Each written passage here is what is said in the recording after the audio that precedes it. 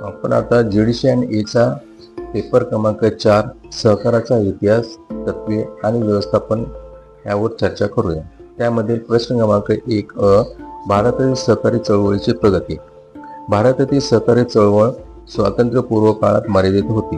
स्वातंत्र्यानंतर शासनाच्या सकारात्मक दृष्टिकोनामुळे ती व्यापक झाली. सहकार चळवळीची प्रगती अनेकांगी स्वरूपात पुढे वाढली. ग्रामीण विकासासाठी सहकाराला राज्यघटनेत महत्त्व देण्यात आले. कुटीरोद्योग आणि दुर्बल घटकांच्या उन्नतीसाठी सहकार उपयुक्त ठरला. मागासवर्गीय आणि आदिवासी विकासासाठी सहकार प्रभावी ठरला. पंचवार्षिक योजनामुळे सहकारी क्षेत्राला स्वतंत्र मान्यता मिळाली. त्यामुळे आर्थिक विकासात सहकार क्षेत्राला बळकटी मिळाली. शासनाने सहकाराला विशेष प्राधान्य आणि आर्थिक मदत दिली. धोरणात्मक पाठबळामुळे सहकारी संस्थांचा विस्तार मोठा झाला. सुरुवातीला चळवळ फक्त कृषी पतपुरवठ्यापुरती मर्यादित होती. नंतर खरेदी, विक्री आणि पणन संस्थांचा विस्तार झाला. लघु उद्योग, विणकर, मच्छीमारी प्रक्रिया उद्योग वाढले. ग्राहक भांडारे आणि इतर क्षेत्रात सहकार वाढला. सहकारी संस्थांमध्ये लोकशाही व्यवस्थापन पद्धती स्वीकारली गेली. नोकरशाही कमी होऊन सदस्य सहभाग वाढला.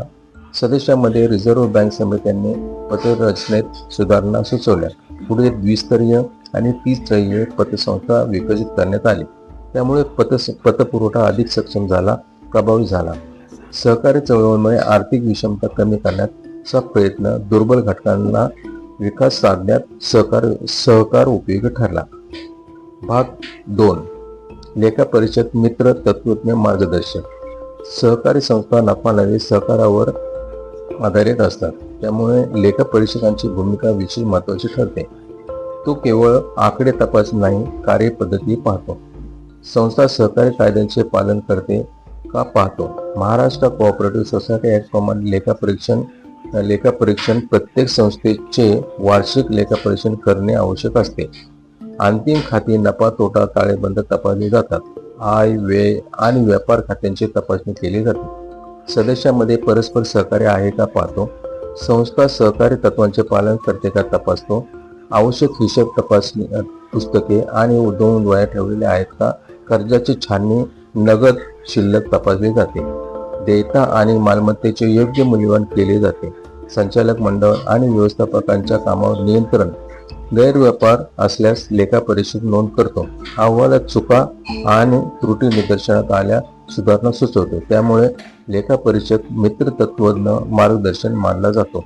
लेखा परिषद उच्च शिक्षित आणि प्रशिक्षित असणे आवश्यक आहे. डिप्लोमा इन कोऑपरेटिव्ह ऑडिट पूर्ण केलेला असावा. कायदे, परिपत्रके आणि दुरुस्त्यांचे ज्ञान अद्ययावत ठेवावे. वरिष्ठ आणि कनिष्ठांची चाचणी लेखापरीक्षण करून तपासा. धन्यवाद. अशा पद्धतीने आपण जीडीसी आणि एचा पेपर 4 मधील प्रश्न क्रमांक अ आणि ब पाहिला. धन्यवाद.